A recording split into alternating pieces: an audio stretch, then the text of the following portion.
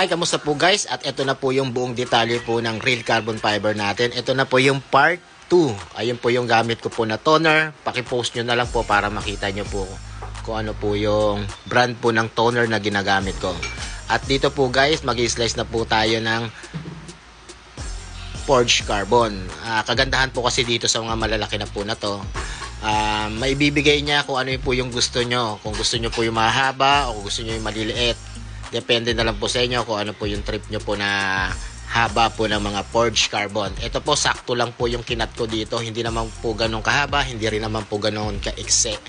At ito pa po yung isang guys na ginagamit ko na forged carbon. Ito yung medyo may pagkamahal po talaga na 20 grams lang talagang yung presyo niya ay medyo mataas kaysa doon sa una natin in-slice. Kagandahan naman po nito, ito po yung pinaka-highlights ko po na ginagawa kasi po ito po yung pinaka-malalapad. Yun po ang una ko pong ina-apply pag ako po nag-forge carbon. Para sa ganon, hindi po siya masisira pag tayo na nag-sanding na po ng ating ginagawa. Ganyan lang po guys. Pwede po kayo gumawa po nito ng mga diamond cut. Kasi malalapad naman po to, pwede nyo. Depende na lang po sa inyo kung ano po talaga ang gusto nyo. Ito lang po, bibigay ko na po sa inyo ang mga detalye kung paano po ako mag real carbon fiber. Kasi sa dami naman po nagtatanong po sa akin, talagang iba naman po hindi ko na po talaga ma-replyan. Ito po, pwede na po nyo tong panoorin para po matuto po kayo. Step by step na po to. At ito po yung isa pong gagawin po natin dun sa grab bar na meron po siyang metallic. Ito po guys yung part 1 na kung napanood nyo lang po na pininturahan ko po na grab bar, yung isa po talagang kinain na po ng kalawang. Ito po kasi guys, sinishare ko po sa inyo base lang po sa aking experience. Kasi po nag-try po ako na carbon fiber doon po sa rekta po ng bakal. Habang tumatagal siya ay bumibitaw. Kaya po ito guys, sinishare ko po sa inyo. Base lang po to sa experience ko. Depende naman po sa inyo kung gusto nyo po magrekta o magpa-primer muna po kayo. Ito po kasi nag-primer muna tayo, tapos nag-base color po tayo sa black. Niliha ko rin po to ng 150. Para po sa ganon, pag nag-resin na po tayo na may toner, ay may pagkakapitan po yung in-apply po natin. Ito po guys, itong plastic na to ilalagay po natin dun sa mga butas. Kung nakakita po kayo ng mga plastic po na medyo matitigas, kasi ito po dun sa ano po to, sa screen protector po ng cellphone, tinatabi ko. At ayun na pong ginagawa ko pong pantakip para sa ganon hindi na po lumawa dun sa mga butas na paggagapangan po ng resin. Parang pinakaharang na po siya. Kasi kung gagapang pa po dun sa butas na lagayan ng tornilyo, magkakaroon pa po tayo doon ng malaking problema. Kaya ito po guys, pwede naman po kayo maglagay po ng mga clay. Depende na lang po sa inyo. Pwede rin po yun, clay. Kasi dati po ginaglalagay po ako. Pero pa ito sa akin, mas maganda yung plastic na lang po na katulad po ng ganito. Para pagtanggal nyo, makinis na po siya. Hindi katulad po kasi ng clay. Pag natabunan na po siya ng resin, medyo mahirap na po siya tanggalin. Kaya ito na lang po guys gawin nyo. Kung maghanap na lang po kayo ng plastic na medyo matigas, at yun na lang po ang ilagay nyo dun sa mga tornilyuhan. At dun po sa lahat-lahat po na nagtatanong po sa akin, panoorin nyo po. Ito na po yung mga sagot sa bawat tanong nyo. At dun pa sa magtatanong po sa akin, ito na po ang buong detalye kung paano po mag real carbon fiber pagdating po sa bakal. At dito po guys, uulitin ko na naman po ulit para ma-full video lang po tayo sa ating actual tutorial ng real carbon fiber po sa bakal. Naglalagay po ako ng masking tape po sa bawat gilid ng aking ginagawa. Para sa ganun po, hindi po siya kanya lumawa po yung resin po doon. Kasi gawa po kasi ng pag natuyo na po yung resin sa gilid, medyo mahihirapan na po tayong kuhanin ang tamang hugis nung ilalim po ng grab bar natin. Mas maganda guys, gumawa tayo ng mas malinis. Para sa ganun, pag natapos natin, talagang lahat po talaga ng ginawa natin ay perfect. Ito na nga po guys, ibinabahagi ko na po sa inyo. At doon nga pala sa lahat po ng mga tinuruan ko, congrats po sa inyo kasi nakagawa po kayo. Parang tinalo nyo pa talaga ako sa paggawa ng real carbon fiber. Ang gagaling nyo na. Bilang nagturo naman, proud talaga ako kasi ang uhusay nyo na gumawa ng real carbon fiber. Professional na kayo. At good luck. Tuloy nyo lang yan. Talagang malaki ang kitaan dyan sa real carbon fiber. At ito po guys, at nilagyan na po natin po siya ng harang po dun sa pinakailalim. At ito po yung isang grab bar na gagawin po natin na plain. Yung isa pong nauna, dun po tayo gagawa po ng metallic forged carbon. Ang hihalo lang po natin sa pagka-metallic po niya ay red.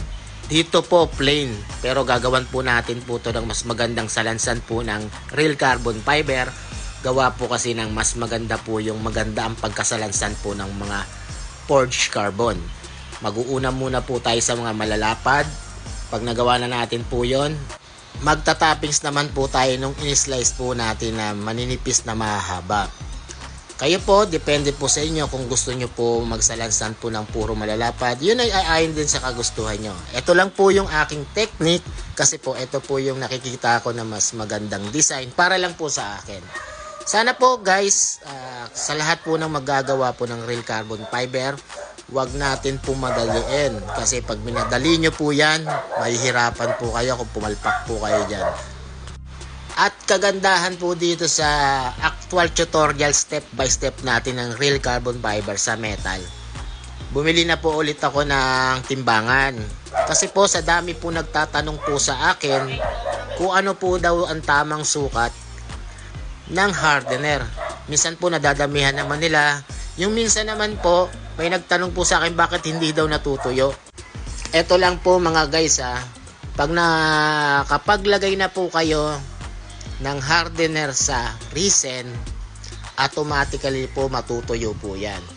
Kung halimbawa po ay naglagay po kayo ng resin sa kalahating baso tapos 5 drop lang po yan, umasa na po kayo dyan, talaga namang hindi po talaga matutuyo yan. Kung matuyo man po yan, napakatagal. Kaya nga ito nga guys, at bumili na naman po ako ng timbangan kasi yung una kong timbangan naipit po, nadaganan kaya nasira. Kaya bumili po ako ng maliit lang po. Para actual nyo rin po makita kung gaano po kadami yung resin at kung gaano rin kadami yung hardener. Umpisa na po natin po mga guys ang pagtitimbang po ng resin, hardener at ng toner. Yung hardener po 51 po yan ang nilagay ko po dyan, pakisum nyo na lang po. Tapos yung toner ang nilagay ko po halos pumatak po ng 11 points. Bali naging 62 na po siya. Tapos naglagay po ako ng hardener na 2 points lang po yung nilagay po natin. Bali naging 64 siya ang total po ng timbang po lang lahat-lahat. Ganun lang guys, at huwag nyong dadamihan po talaga sa hardener. Kasi kung dadamihan nyo po talaga ang paglalagay po ng hardener, may experience nyo po yan na bigla na lang kukulo tas uusok. Yung usok napakabaho. Parang nasusunog po na goma. Mas matindi pa nga po yung amoy nun pag nakaamoy po kayo na nasobrahan po ng hardener sa resin. Kaya po ayan po, binigay ko na po sa inyo po yung tamang timbang na ginagawa ko pag ako po nagmimix po ng hardener at ng resin. At eto pa guys, may nagtanong na naman po sa akin kung ano yung toner po na ginagamit ko. Ayan na po yung toner na ginagamit ko po mga guys. Iwas-iwas na rin po tayo sa dami po ng mga tanong. Panoorin nyo na lang po yung aking video. Ayan na po ang lahat-lahat po ng buong detalye po dun sa pagre-real carbon po ng fiber pagdating po sa bakal. At meron pa sa akin mga nagtatanong po dyan, yung link daw ng Shopee pakisend daw. Hindi ko rin naman po masend, gawa po kasi ng nasa YouTube. Pangalawa po, ang mas maganda pong gawin nyo, picturean nyo po yung mga gamit ko. Pag na-picturean nyo, i-search nyo na lang po sa Google. Makikita naman po yun doon. Diba may picture doon? Pag in-appear nyo po yung picture ng sinesearch nyo, makikita nyo po. At tapos ilagay nyo na lang kung Lazada or Shopee kayo bibili. Sa tamang pag-apply nga pala po ng resin na meron na pong hardener. Kung halimbawa po nakapaglagay na po kayo ng mga fiber po dun sa a-applyan nyo, na ilatag nyo na po yung forged carbon o yung cloth, tapos magmi-mix na po kayo ng resin na may hardener. Pag-mix nyo po yon mga guys, wag nyo muna po siyang i-apply. Kasi once na pag-mix nyo po yon, mapapansin nyo po marami po siyang bula. Maghintay po kayo ng 30 seconds. Hindi naman po basta-basta agad po yan matutuyo. Pagkatapos po ng 30 seconds, mapapansin nyo po, hupa na po yung mga bula. At yon, dun na po kayo pwede pong mag-apply po ng resin. Ganun lang po guys ang technique para hindi po masyadong lumawa po yung resin dun sa ina-apply nyo. Kasi meron po sa akin na kapag sabi, pag mix daw niya, apply na daw siya agad. Dun nyo lang po mapapansin mga guys, maraming patak mapupunta po dun sa gilid. Masasayang lang. Kaya mas maganda po, maghintay po muna kayo ng mga 30 seconds. Pagkatapos nyo po mag-mix at nakapaghintay na po kayo ng 30 seconds at doon nyo na lang po pwede po siyang i-apply. Tandaan nyo po mga guys ayan, ibinibigay ko na po sa inyo yung mga diskarte ko, yung mga technique ko sa pag-a-apply po ng resin doon sa mga ginagawa nyo pong real carbon fiber. At meron pa pala po sa akin nagtanong, kung na-applyan na daw ng black daw po yung base color, na-applyan po daw ng forged carbon, kung pwede daw, hindi na daw lagyan daw ng toner. Ang sabi ko, mas maganda kung lalagyan nyo pa rin kasi ng toner. Para makasigurado lang po kayo na yung pinaka-background po ng forged carbon ay black. Gawa po kasi ng pag kayo nag-base color po ng black sa pintura, syempre lilihain nyo po yan. Pagkalihan nyo po yan, mag-iiba na po yung texture po ng kulay po ng pagka-black po niya. Kaya mas maganda po, mag-apply pa rin po kayo ng toner. Pangalawa, syempre lilihain nyo po yun. 10 kakapit po yung resin kung hindi nyo po siya lilihain. Eto na nga po guys, binibigay ko na po sa inyo step by step para iwas na po tayo sa tanong. Panoorin nyo na lang po to guys. At doon pala sa makakapanood din neto, panoorin nyo po ng mabuti para kung sakaling gagawa na po kayo ng real carbon fiber, meron na po kayong idea. Katulad po nila ng mga tinuruan ko, kung masisearch nyo lang po sila lahat, maganda-ganda na rin po yung mga gawa nila. Yung isa pa nga talagang napabilib na rin ako sa ganda ng paggagawa niya po ng real carbon fiber.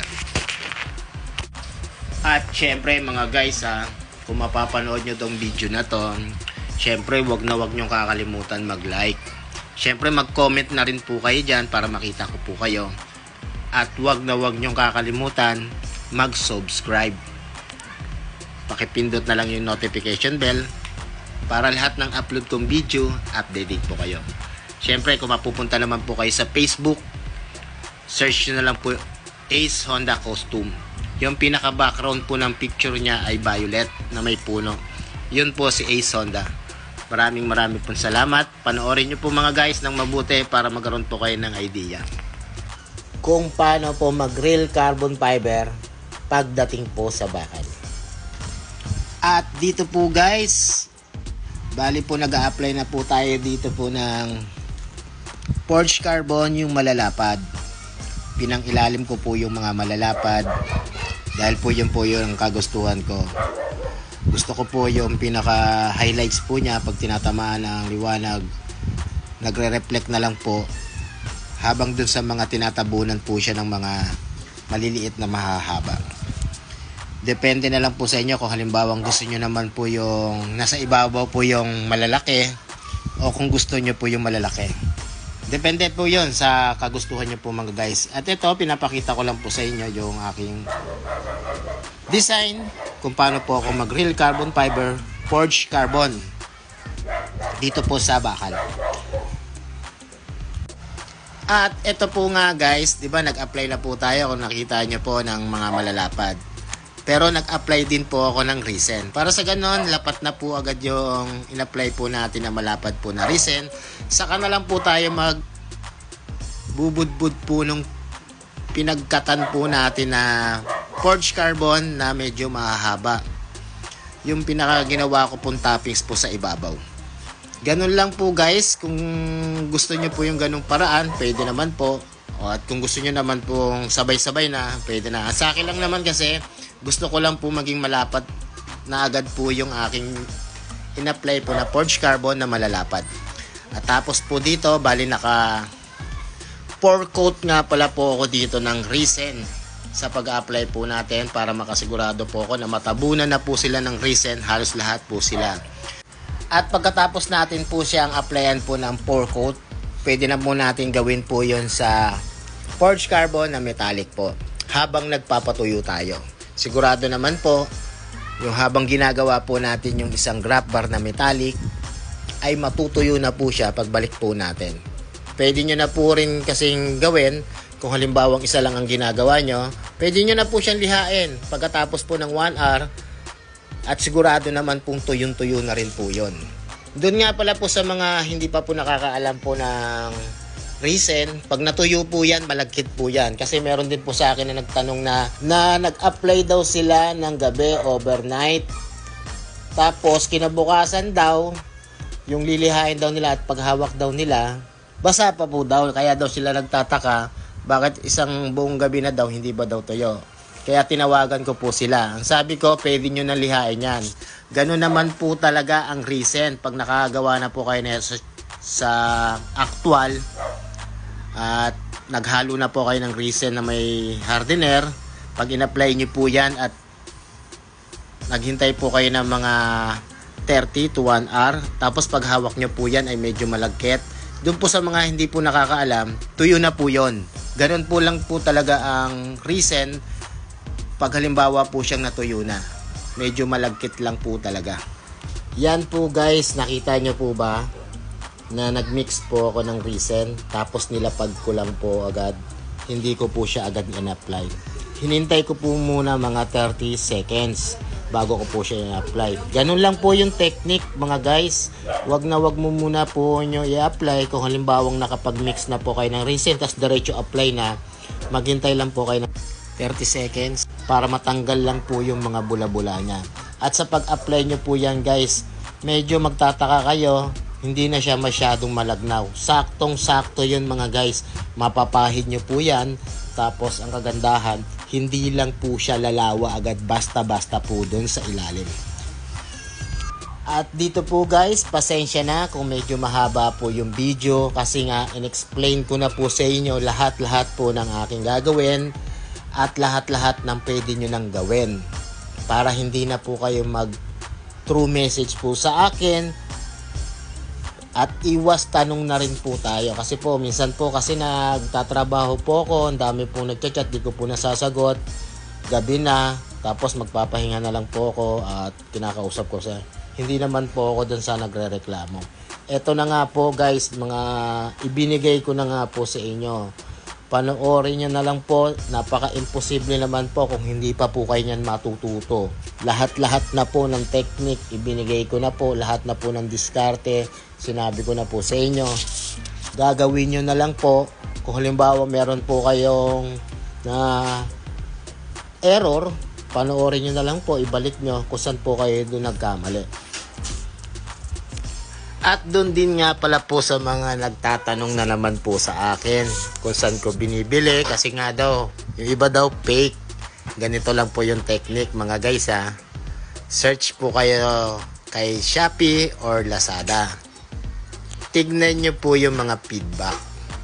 At kung maganda po yung feedback, doon po kayo umorder. Nandoon naman na po sa online ang lahat ng pwede nyo nang bilhin pagdating po sa real carbon fiber. Nandoon na po lahat. Mga wax. Sa wax naman, ginagamit lang naman po yon pag nagmamolde. Ay, gagawa rin pala nga pala po ulit ako ng molde po para sa real carbon fiber po ng Suzuki Raider FI. Abangan nyo po guys. Eto na po guys, gumagawa na po tayo ng metallic forge. Ang una ko pong ina-apply, yung metallic po na red. Diyan lang po ako mag-apply, pa konti-konti. Wag naman po yung sobrang dami na. Parang halos lahat na po puro metallic na lang po ilalagay nyo. Yung parang highlights lang po siya para mas magandang tingnan. Yun ay para po lang sa akin. At pag nalagay na po natin po yan, isusunod na po natin po yung malalapad po na forged carbon. Inisa-isa ko po para po maganda po yung latag po ng forged carbon na malalapad.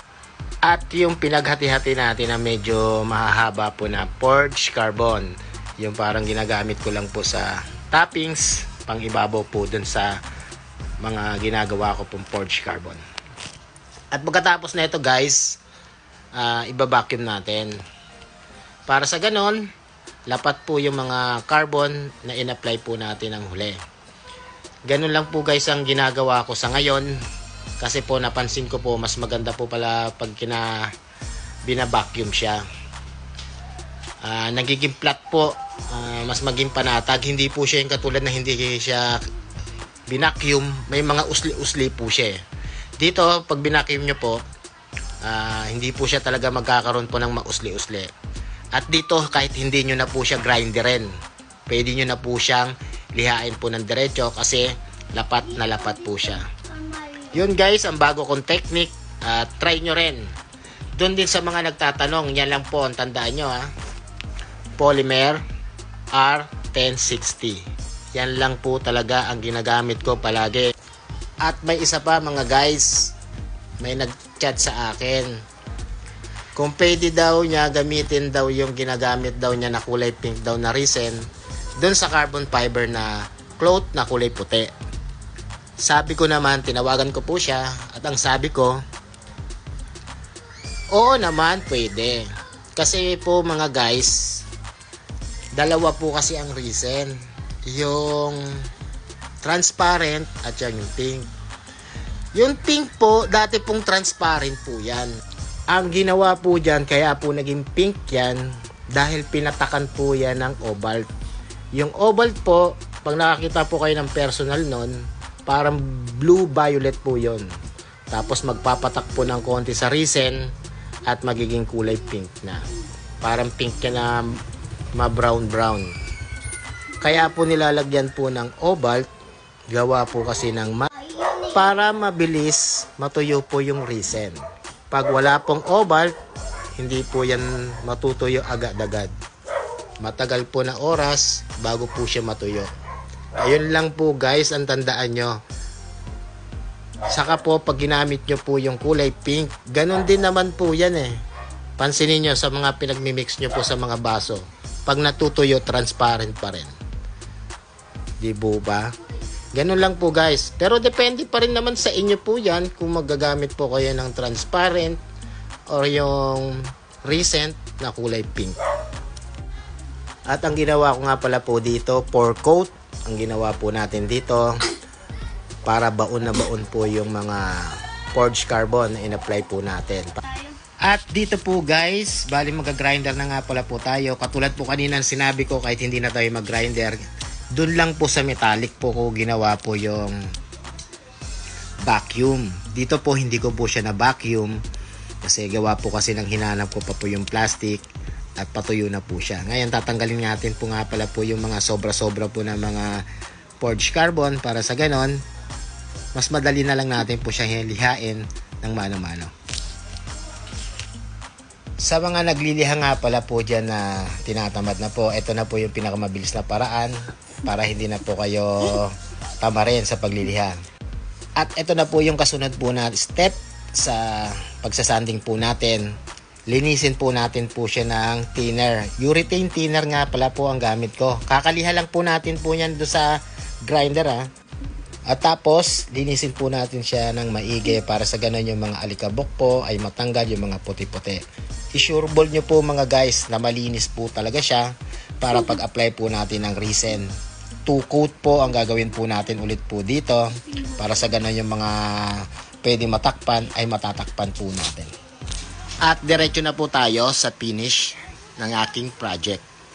Sana guys marami kayong natutunan sa pagre-real carbon fiber pagdating po sa bakal. Dito po naka 3 coat, full coat na po ako niyan. Bali pang 4 na patong na po yung ginagawa natin. At dun sa mga nagtatanong kung magkano ang presyo, may presyo po kami, kanya-kanya po kaming presyo. Pero pinakita ko po sa inyo kung ano po yung gamit natin. Kaya wag nyo naman sana babaratin sa lahat po ng gumagawa po ng real carbon fiber. Talaga pong napakahirap po gawin po talaga yan. Talagang dadaan po talaga kami sa butas ng karayom. Siyempre, presyo namin ang masusunod. Kaya mga guys, nagkaroon po kayo ng idea sa paggawa po ng real carbon fiber pagdating po sa bakal. Kita-kits na lang po tayo. Next project. Bye-bye!